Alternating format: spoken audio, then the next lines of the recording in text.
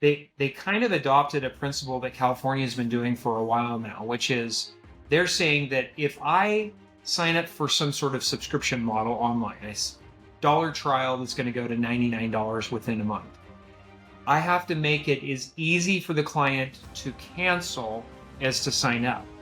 It just makes common business sense. So regardless of what the law says, it's like you should just refund them and just get it, because it's going to be a bigger headache for you. Trust me, it's going to end up costing you more. You have to ask for permission before you make the offer. They have to agree to hear the offer. If they say no, you have to go to cancel.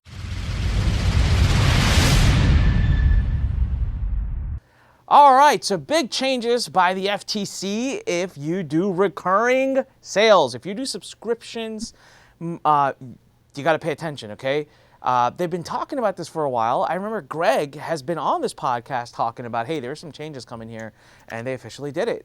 So last week, from the time you're watching this, they released something called Click to Cancel, and so they've passed some new rules around what companies who charge recurring need to do. Now, this is for companies that sell service or digital stuff recurring. So it's not for physical products from what I remember reading. But anyways, I'm not the expert. And remember, if you haven't read the book yet, get the book, don'tsaythat.com. Go grab the copy of the book, read it, know the rules. We're having some amazing conversations. The community is growing. You get a free Facebook group to be a part of where you can ask questions. I'm there all the time answering questions. And of course, compliantacademy.com. Go to compliantacademy.com and join us in our Compliant Academy, where you get 33 pre-written disclosures, documents, contracts right from Greg and Guardian Law. And then, of course, complyly.com, COMPLILY.com, if you want some AI power to help you review all of your material to see how compliant it is. All right, Greg, take it away, man. Brief us. What's going on? This seems like a pretty big deal. Well, we know of ROSCA. We know that there is, so the Restore Online Sellers Confidence Act is ROSCA, which deals with what are called negative options. It used to be the free trial, or, hey, here's a small subscription for $5, but after 30 days, it's going to go to $50 or whatever it is. So that's the law. But the FTC came out with a press release today, and they basically said, hey, we're going to adopt some additional subscription principles that surround negative options. Now, this is an administrative ruling that they're making internally. So the commission... So Greg, real quick, sorry. Yeah. Negative option is when, such a weird term. It's right. Basically another way of saying forced continuity. Are the two interchangeable? They're kind of, back in the day, the earliest negative options used to be like the Columbia House CDs, where you'd pay, or DVDs or tapes or whatever it was, pay a penny and you can pick out 20 CDs. But if you didn't return them within 30 days, then you were part of a subscription and you would be charged on a monthly basis and you'd have to pay it back. Or the tie of the month clubs. They send you a free tie in the mail. And if you kept it and didn't send it back, you would automatically get enrolled. You'd start getting invoices for that. So this is way before the internet. That would be the first iterations of negative options. But then all of these ads came up, and it used to be, hey, learn how to do Google ad copy online and sign up for a trial for $7.75 or $7 or whatever it was. But the fine print wasn't really disclosed. They take the credit card information, and what it really would say is, well, the monthly subscription for this would go to $100 a month if you didn't cancel within the first 30 days. So people would get charged the $7, and marketers were actually a little more strategic and more wily on this than even that. They would actually go through and they would do an amount that was low enough that people wouldn't question it when they saw it on their credit card statements or bank charges. So it would be $7 offer for the first 30 days, and then it would be like $24.95, which was the most common monthly subscription fee you could be paid, because people may have like a dozen of those $24 monthly subscriptions. And it would take them a while before they figured out, what's this charge for $24.95? And then they'd cancel. Well, the FTC got aware of this, and that's why they passed ROSCA to stop that. That's a negative option. Sign up for $7, 30 days, pay $24 or $50 or $100 a month. So what the FTC came out today was, they said, we internally made a vote, and we said we need to make sure that things are a lot more aggressive. And you're right, what you said earlier today was they kind of adopted a principle that California has been doing for a while now, which is they're saying that if I sign up for some sort of subscription model online, a dollar trial that's going to go to $99 within a month, I have to make it as easy for the client to cancel as to sign up. So if I'm online and I sign up online, then there has to be the ability for me to go back online or go to an email or a text and opt out of the subscription. Versus if you look back, we talked about this in the Vonage case from last December with the FTC. Vonage is the telephone company, everybody's aware of that. What they got in trouble for is they do monthly subscriptions, not for continuity for anything else other than telephones, but they made it so difficult to cancel that people would pay month and month and month and month subscriptions without the ability to eventually cancel the subscription. And in that case, they talk about some clients that took 3 to 5 times before they were able to cancel the subscription. And so it was too hard, so the FTC sued them because they were violating ROSCA. Even if you look at like the Wealth case or Wealth Press case that we've talked about before on this, they hit them up for ROSCA too. They didn't make it clear that the upfront amount that they were charging, that the client was eventually going to be charged the higher month later. With those type of cases, the commission is saying it's too hard for people to figure out how to cancel. And so company you, if you're going to do this model, you take the responsibility to make sure the client clearly understands how they cancel. So a lot of my clients, they use a cancel button. Sign up for the subscription. If you want to cancel at any time, it has a tab on their landing page that says cancel subscription. They click on the tab, cancel my subscription. They put in their email, their login, their phone number, whatever, and it hits cancel. It sends them a message that they need to cancel them out of the system, and then they get terminated from the account. And then they have terms of service, which is most important when you're doing subscriptions. You don't just have this where people come on and they start buy your product and services, but in your terms of service, you have a whole 2 or 3 paragraphs about automated payments and recharges and reoccurring billing and all of that. You know, taking that card on file information and then recharging, that you get the authorizations from them, both in the contract and your terms of service. And what the FTC said today, if you don't have that disclosure, they don't understand what they're purchasing, that it's going to go up. It's not proximate and predominant to the statement of how much they're going to be charged after the trial period.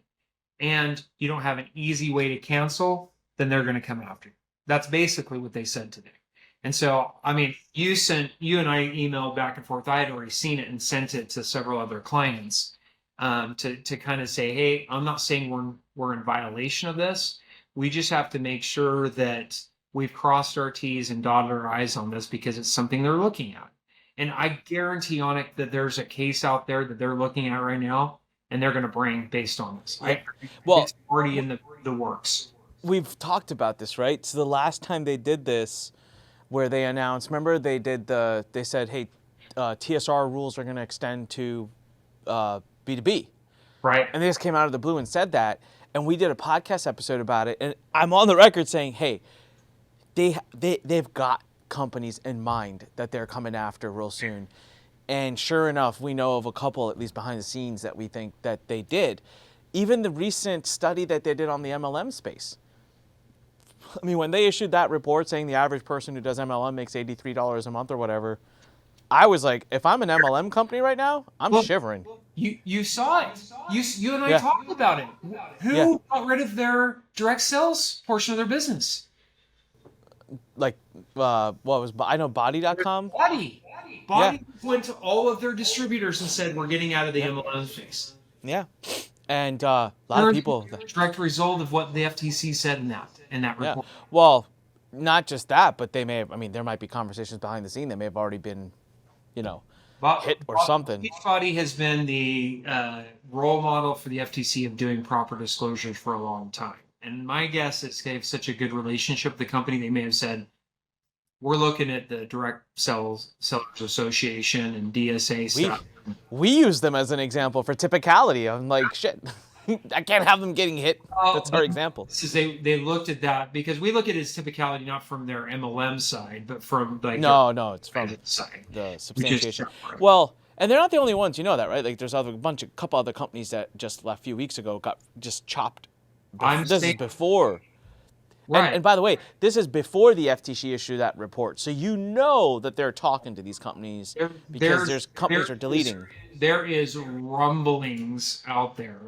Well, you have the DSA that gets together and they do their. I know Peter Marinello that is over their compliance division over there, great guy, and I'm sure that they've had internal conversations with Lois Greisman and others about MLM and direct sellers. And yeah, I wouldn't doubt that because I know she speaks to their conference. You sent me the notice you were going to go. Next week. This Yeah, you were week. going to go. Was it? Wait. Could be this week. She was speaking. It's happening right now as you and I are here talking. Direct sellers we're talking about, right? Yeah, it's happening right now. I wanted to go to it, but it's just too much going on. All right, so back to subscriptions. I read another thing, which was I think they're making it mandatory as per administrative rules, not law, but annual subscriptions need to come with a reminder. You've mentioned this before many times on our call, saying just even though it wasn't a requirement, you say, hey, always make sure you send them an email a few days before, let them know. It's like in California, they've got a annual subscription, 15-day annual subscription reminder. And so if you don't have that in place, then you're really opening yourself to liability for that. Okay, interesting. Yeah. What are some other takeaways? So if you are currently doing subscriptions, offering them an easier way to cancel, how does that define? Does everybody need to offer an online way? Like, does my gym need to offer me an online way, even though I went into the gym to sign up? Or do they just have to mirror whichever way I signed up? That's where all these laws in California and in Roscoe came from originally, was gym memberships. It used to be that you signed up for a gym membership. It was like for 3 years, and you could never get out of it. You signed the contract. Well, if you moved or whatever else, that doesn't make sense. It's a month-to-month basis. And so people sued gyms in California and other states, and they said the law basically changed and said, no, that you can't do that. And that's where Roscoe started, because they saw the online stuff too. But it all started with gym memberships and things like that, like signing up for a spa membership or gym membership, and you couldn't get out of it. That's where it all started. And so where are we today with this new rule? Like, does that affect the gyms at all? Like, should. I mean, if you're doing a month-to-month subscription, if you notice most gyms, like in California, you can't have a gym membership that you have to be able to cancel it every 30 days in California. No, I guess I meant more like how to cancel. Like, is it now required that my gym allow me to cancel online, or do they just have to match the mechanism through which I joined? Right. If you go into there and you sign up in there, then they say you have to come in and cancel. That should be required, right? We're talking about online subscriptions. People who go in, they subscribe, they put their credit card in, they hit submit, they've got into the subscription. They have the ability, should be from that point, is online without talking to anybody, to cancel. Yeah, but I mean, I guess even with gyms, right? Nowadays, a lot of gyms, you can just go ahead and activate your membership online. So in that regard, I mean, you'd have to be able to stop it online as well. I know a lot of subscription businesses, and, heck, I'm thinking of my own right now. I mean, we just got Complyly up and running, and it's like, I'm pretty sure we have it so you can cancel it online, but it's like, we got to double, triple check it. Now, the good news is I think it's 6 months, right? They said 6 months to clean up stuff. They officially goes into order on April. They're giving leeway. They've been doing that lately. They did that with the non-compete. They said 120 days. So, but that'll come like that, and you're going to see some of these cases. Now, as well, because we've talked about subscriptions, my advice for if you're doing subscription plans or negative options is you send notification prior to the first charge. And if it's an annual subscription, you give 10 to 15 days notice in advance. I actually have my clients give a couple of notices before they hit the annual subscriptions, right before. So they have the ability and they understand how to cancel that before they're charged. And that's a lot what was being said today. And same thing, like if you sign up for subscription, you're going to see it more and more lately that you are going to get notification, either an email or a text message saying, hey, just heads up, you're going to be charged your subscription in 3 days if you don't cancel. I'm telling you, that's what the FTC said today. I'm not going to be surprised if you're going to see more and more of that over time. Yeah. All right. So that summarizes today, and you've got, again, a few months to get it cleaned up, but you really do need to. And if you're using a LMS or some kind of platform that does the charging for you, I would imagine all of them already offer an online way to cancel, but if they don't, they're probably going to do it soon because they have to. Just make sure. So if you're running a membership site using some platform and they're doing all your payment processing and everything, I would call them right now and just confirm or check their customer support. Hey, I want to activate the ability to close or cancel online. Now, here's another thing I read, Greg, and so tell me if I read it incorrectly. I found this very interesting. So I call them save the sale. They had a different name for it. So if someone's trying to cancel and you want to make that offer to try to save the sale, they're very clear to say two things that I thought were really interesting. Thing number one about that, they said you have to ask for permission. You have to ask for permission before you make the offer, and they have to agree to hear the offer. If they say no, you have to go to cancel. It's really interesting you say that, because I had a case in Utah, and the way that the state of Utah looks at they have a law in Utah that basically says if a client during the course of a sales transaction says they're not interested or they're not comfortable or I don't know about this, you have to immediately stop the sale. And the extension goes the same thing for saves, because everybody we know, and I'll say this again, I just had this yesterday. I had a company come to me and they're like, you don't have to give a 3-day right of rescission unless it's an in-person meeting. And I was like, so I get that every week. I sent them the list of all the statutes in every state that have telemarketing laws that say that if you sell over the phone, you have to give between a 3 to sometimes 15-day rescission for the client if it's a telephone transaction. And okay, well, if you don't do that, and if they come in, they say you're trying to save that, that's the same rule that I mentioned about the state of Utah. If you try to save it when they have a right of rescission, that's a problem. Now you're going to say, well, I'm doing it online. Same rules. I can send you all the statutes online.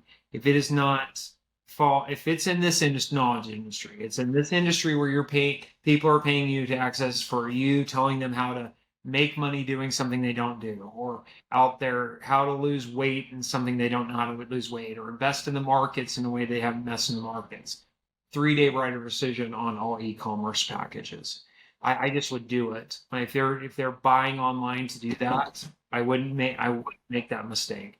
Greg, I've engaged in this conversation with people so many times, and it's just like, why do you not want to do it?